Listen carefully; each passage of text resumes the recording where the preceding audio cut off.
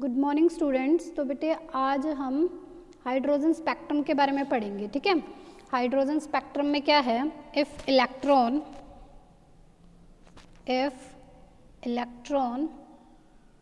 Is dropping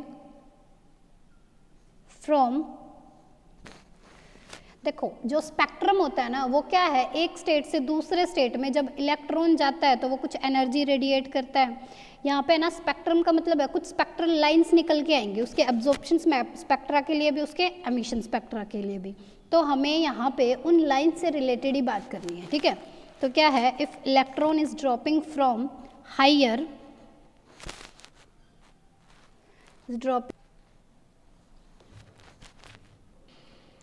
higher level to lower, दिख रहा है ना सही, लोअर लेवल, देन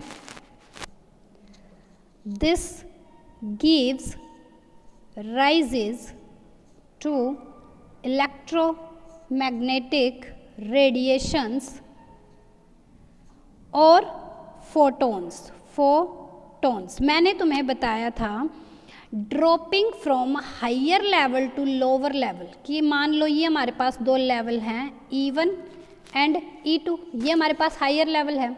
अच्छा, अब यहाँ से इलेक्ट्रॉन जब यहाँ पर ड्रॉप किया जाएगा तो वो यहाँ पर कुछ फोटोन एमिट आउट करता है।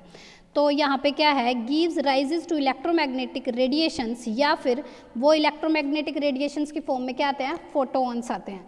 और वो क्या बनाते हैं, स्पेक्ट्रल लाइंस बनाते हैं, और उन स्पेक्ट्रल लाइंस के बारे में ही हमें पढ़ना है।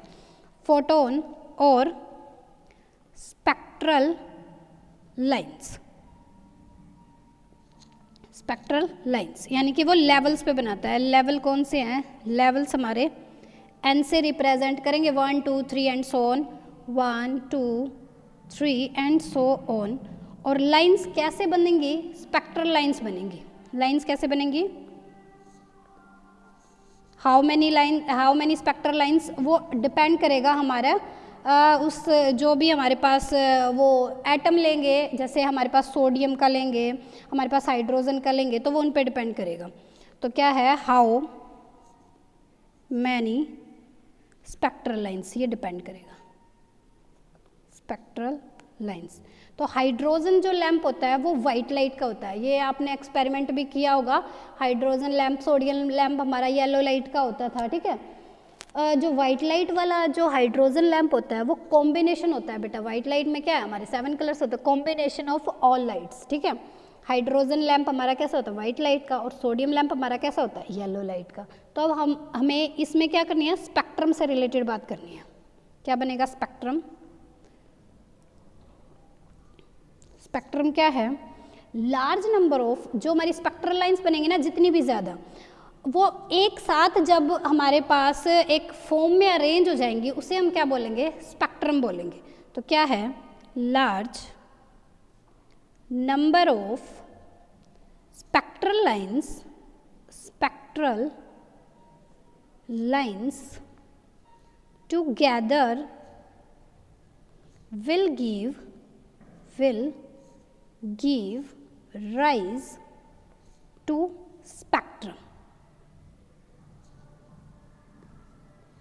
अब देखो जब हम ये आपने एक्सपेरिमेंट में किया होगा हाइड्रोजन लैंप से या सोडियम लैंप से किया होगा, तो यहाँ पर एक ग्रेटिंग बनी होती है जिसमें हम कलराइजेशन देखते हैं उसकी, वो वाइट लाइट है या वो येलो लाइट से बना हुआ है, ठीक है। वो ग्रेटिंग से हम क्या करते हैं, उसकी कलरिंग देखते हैं कि वो कौन से कलर की। अब हम बात कर रहे हैं किससे, हाइड्रोजन स्पेक्ट्रम से रिलेटेड। हाइड्रोजन स्पेक्ट्रम के लिए मैंने बताया, हाइड्रोजन के लिए वो वाइट लाइट का होता है। वाइट लाइट है तो 7 कलर्स होंगे, उसमें 7 कलर्स होंगे, तो उसको कैसे बताएंगे हम, with the help of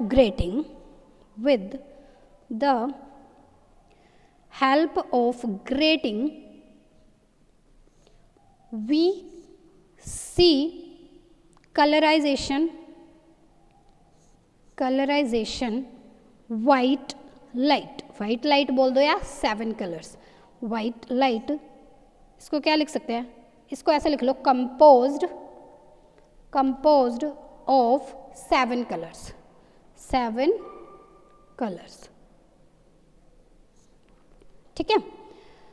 अब टाइप्स ऑफ स्पेक्ट्रम के बारे में कि कितनी टाइप्स के होते हैं ये स्पेक्ट्रम, 2 स्पेक्ट्रम हो सकते हैं। देखो एक ये तो हमारे पास होगा एमिशन स्पेक्ट्रम, यहाँ से इलेक्ट्रॉन यहाँ पे जंप करेगा तो इलेक्ट्रॉन हमारा एब्जॉर्प्शन स्पेक्ट्रा, ये एब्जॉर्प्शन ये एमिशन स्पेक्ट्रम बनेगा।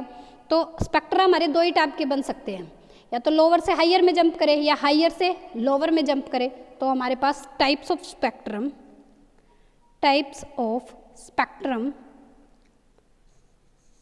कितनी टाइप है? 2। पहला कौन सा है? Absorption spectrum, absorption spectra. Second क्या है? Emission, emission spectra.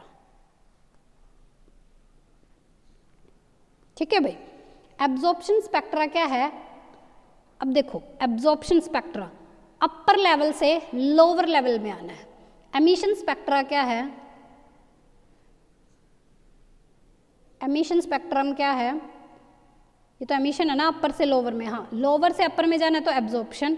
ठीक है, इसमें क्या करेंगे हम? ट्रांजिशन ऑफ इलेक्ट्रॉन, क्या बोलेंगे? Transition of electron from lower level to upper level, from lower level to upper level. इसमें क्या करेंगे?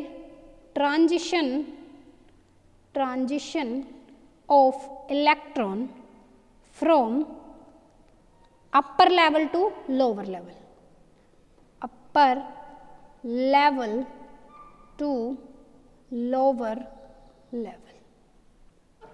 ठीक है, अब हमें हाइड्रोजन स्पेक्ट्रम में कितने नंबर ऑफ लाइंस कंसिस्ट होती हैं वो पढ़ना है। ठीक है, अब देखो मैंने बताया कि जो हाइड्रोजन लैंप होता है वो वाइट लाइट का होता है। अब जो हाइड्रोजन लैंप है उसके अंदर बहुत सारे हाइड्रोजन एटम होंगे, तो बहुत सारे हाइड्रोजन एटम होंगे, वो कब एक्साइट होंगे? जब उसके अंदर से हम करंट पास कराएंगे। तो करंट पास कराने पर जो इलेक्ट्रॉन एक्साइटेड होंगे और कुछ इलेक्ट्रॉन डी एक्साइट होंगे, उनके बीच में कुछ इलेक्ट्रोमैग्नेटिक रेडिएशंस आएंगी या फिर फोटोन एमिट आउट होंगे, जो क्या बनाएंगे? स्पेक्ट्रल लाइंस बनाएंगे। तो large number of spectral lines बनेंगी, लेकिन जो वो स्पेक्ट्रल लाइंस बनेंगी ना बेटा, वो क्या बनेंगी? डिफरेंट हमारे पास वेवलेंथ्स की बनेंगी, हर एक की वेवलेंथ डिफरेंट होगी। ठीक है, तो हमारे पास क्या ध्यान रखना है हमें? एक तो यहाँ पे ध्यान रखना है कि जो हाइड्रोजन लैंप है वो वाइट लाइट का, उसमें 7 कलर्स होते हैं, तो हर एक लाइट की क्या होगी? वेवलेंथ अलग होगी। ठीक है, तो उसका स्पेक्ट्रम भी अलग आएगा। अब मान लिया हमारे पास बने N1 से N इन्फिनिटी तक, कहीं तक भी हम जा सकते हैं। जैसे मान लो ये हमारा लेवल है N इज इक्वल टू 1। ठीक है, N is equal to 2, N is equal to 3, N is equal to 4, N is equal to 5,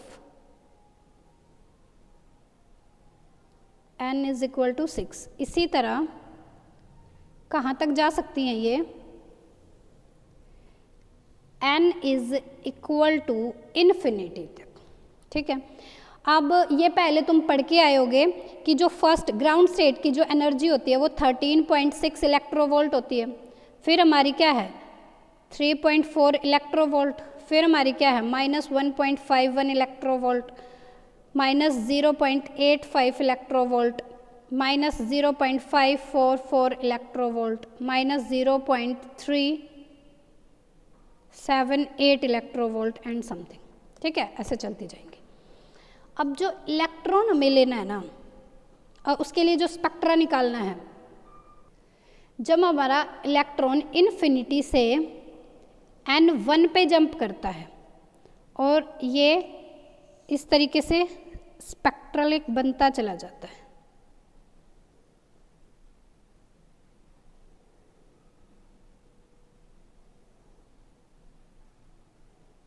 इस टाइप से। ठीक है, तो ये जो स्पेक्ट्रल बना है इसे हम एक नाम दे देते हैं लेमन सीरीज। सीरीज। ठीक है, जब हमारा इलेक्ट्रॉन N2 सीरीज N2 पे जंप करता है, ठीक है, यहाँ से भी कर सकता है, वो यहाँ से भी कर सकता है, और वो यहाँ से भी, इसे हम नाम देते हैं बामर सीरीज। जब N3 पे जंप करता है,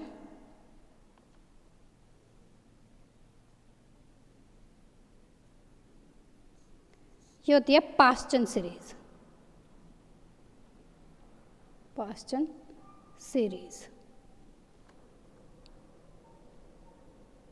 N4 पे जंप करेगा,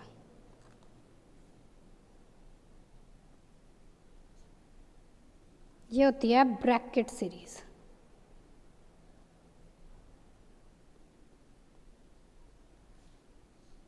और 5 पे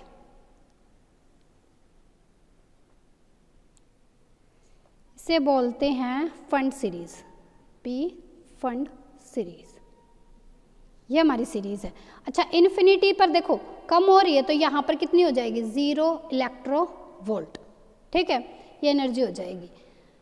अब हमारे पास ये जो स्पेक्ट्रल लाइंस आई है ना, अब इनके बारे में हमें पढ़ना है। ये जो लाइंस आती है हमारी, इनके भी नाम होते हैं अल्फा, बीटा, गामा। ठीक है, इनके बारे में हम नेक्स्ट क्लास में पढ़ेंगे। अब हमें पहले पढ़ना है कि लेमन सीरीज क्या होती है, बामर सीरीज क्या होती है, पास्टन सीरीज क्या होती है, Brackett series, P fund series क्या होती है। ठीक है, इनके बारे में पढ़ेंगे। तो पहले हम लेमन सीरीज,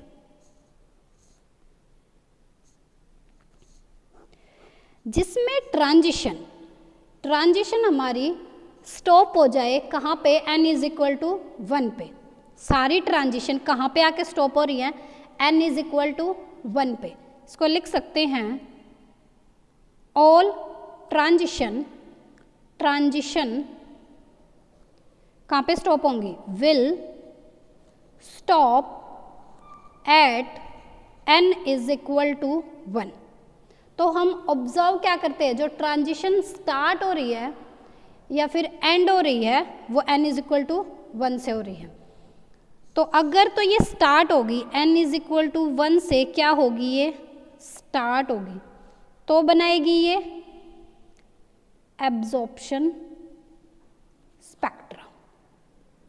ठीक है, अगर ये n इज इक्वल टू 1 पे एंड होगी तो ये क्या बनाएगी, ये एमिशन स्पेक्ट्रा। एब्जॉर्प्शन और एमिशन स्पेक्ट्रा को भी मैंने एक्सप्लेन किया था। ठीक है,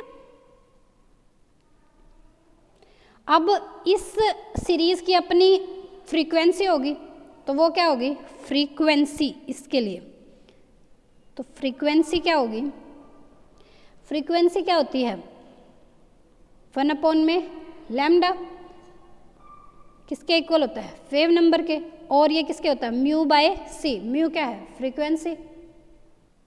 ठीक है, वी बाय म्यू बाय सी। ये बात से है ना, हम पहले कर चुके हैं बेटा ये फॉर्मूलेज के बारे में। एच सी इंटू में ये हमारी एनर्जीज के बारे में, E is equal to mu, E is equal to H cut into में म्यू, ये हमने कल पढ़ा था। और ये क्या है, इनिशियल लेवल और फाइनल लेवल की एनर्जी हो जाएगी। तो क्या हो जाएगा, 1 by lambda is equal to, energy कितनी है हमारी लास्ट लेवल की, 13.6 इंटू में जेड स्क्वायर, ई अपॉन में हमारे पास क्या होती है, ई इज इक्वल टू हमारे पास क्या होगी, एच कट इंटू में म्यू। ठीक है, mu is equal to E upon में एच। ठीक है, ई अपॉन में एच। तो हमने लिया लैम्डा, वो क्या होता है, म्यू बाय सी। तो यहाँ मेरे यहाँ पे क्या आ जाएगा, सी। तो क्या हो जाएगा, एच सी। ठीक है, इंटू में कौन सी लाइन से कौन सी लाइन पे जंप करना है, 1 बाय एन एफ का स्क्वायर। ठीक है, ये हमने कल पढ़ा था, एन एच कट इंटू में म्यू, ये हमारे पास आ जाएगा, माइनस का 1 अपॉन में एन इनिशियल का स्क्वायर। ठीक है, जो ये होती है ना फाइनल वाली तो फिक्स होगी। अब देखो एन एफ लेमन सीरीज के लिए फाइनल वाली फिक्स है, 1 ही रहेगी, ये क्या है, फिक्स। अब ये हमारी न्यूमेरिकली वैल्यू चेंज होके आ सकती है। ठीक है ना, ये हमारी वेरी कर सकती है, ये 2 से स्टार्ट होगी, ये ध्यान रखना, 2 3 अप टू इन्फिनिटी तक।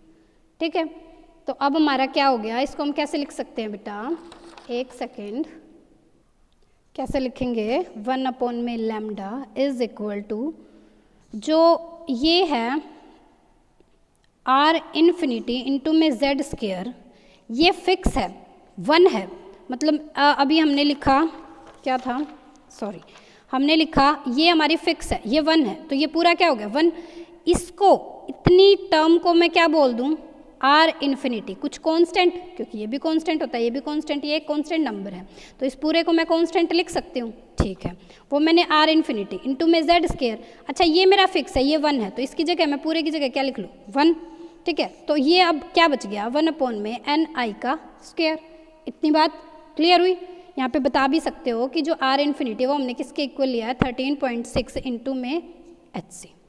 ठीक है, इसकी वैल्यू हमने इसके इक्वल ली है। तो आर इन्फिनिटी, अब बात आती है ये है क्या, ये रेबर कांस्टेंट है। रेबर कांस्टेंट क्या है, जब भी हमारे पास कोई भी हैवी बॉडी के लिए हम इसको यूज़ करते हैं, क्या है, जब इलेक्ट्रॉन के कंपैरिजन में जो न्यूक्लियस है ना वो काफ़ी हैवी है, तो इसका कंपैरिजन करते हैं हम इलेक्ट्रॉन के साथ, क्या लिख सकते हो इसको, इसके बारे में, रेबर कांस्टेंट, कांस्टेंट कब, when nucleus is infinitely heavy in comparison to electron। ठीक है, इलेक्ट्रॉन के कंपैरिजन में, तो इसकी वैल्यू क्या होती है, me⁴ 8 एप्सिलॉन नॉट का स्क्वायर CH3। ये कहाँ से आई, इसकी कोई तुम्हें ज़रूरत नहीं है जानने की, इसकी सिर्फ वैल्यू याद कर लेना। इन सब की वैल्यू जब पुट करते हैं तो इसको सोल्व करने के बाद आता है 1.097 इंटू में 10⁻7 पर मीटर। ठीक है, सेंटीमीटर की टर्म्स में लिखोगे तो यहाँ पे 2 वैल्यू कम हो जाएंगे, क्या हो जाएगा 1.097 इंटू 10⁵ सेंटीमीटर इनवर्स। अब देखो, अब ये सीरीज फिक्स है भाई, n1 तक आ रही है मतलब, ठीक है, तो इसकी कुछ लिमिट भी होगी। इसकी लिमिट क्या होगी, इसकी लिमिट क्या हो सकती है, n इन्फिनिटी से n1 तक। ठीक है ना, इसकी लिमिट इतनी हो सकती है क्योंकि यहाँ पे आके स्टॉप हो ही जा रही है, तो लिमिट भी लिख सकते हैं इसकी लिमिट हम कितनी लिख सकते हैं, from n is equal to infinity to n is equal to 1। ठीक है, ये कंप्लीट इंफॉर्मेशन है अबाउट लेमन सीरीज। ठीक है, अब इससे रिलेटेड एक क्वेश्चन बन सकता है। क्या क्वेश्चन बन सकता है भाई, क्वेश्चन ये बन सकता है, which line of Lyman series will have highest frequency. ठीक है, कौन सी सीरीज हमारे पास कौन सी जो हमारे पास लाइन है जिसकी हाईएस्ट फ्रीक्वेंसी होगी, ये बताना है। देखो, कल हमने पढ़ा था कि जो एनर्जी है वो डायरेक्टली प्रोपोर्शनल है फ्रीक्वेंसी के। ठीक है, तो डायरेक्टली प्रोपोर्शनल किसके है, फ्रीक्वेंसी के, और डायरेक्टली प्रोपोर्शनल किसके थी, वेव नंबर के, और ये वेव नंबर डायरेक्टली प्रोपोर्शनल किसके है, लैम्डा के। ठीक है, तो अब हमारे पास जो ये लाइंस हैं, मैंने बताया था इसमें अल्फ़ा बीटा होती हैं, तो अल्फ़ा बीटा हमारी इन लाइंस के नाम होते हैं अल्फ़ा बीटा। तो इनके अल्फ़ा बीटा नाम क्या होते हैं, this is alpha, this is beta, this is gamma. तो ये वाली जो सीरीज़ है ना, इसकी फ्रीक्वेंसी, इसकी एनर्जी सबसे ज़्यादा है, कहाँ गया, इसकी एनर्जी सबसे ज़्यादा है, तो इसकी क्या होगी, फ्रीक्वेंसी सबसे ज़्यादा होगी। ठीक है ना, तो इसके लिए हम क्या लिख सकते हैं, अल्फ़ा लाइन, कौन सी लाइन की हाईएस्ट फ्रीक्वेंसी होती है, अल्फ़ा लाइन हैव लॉन्गेस्ट या फिर हाईएस्ट फ्रीक्वेंसी।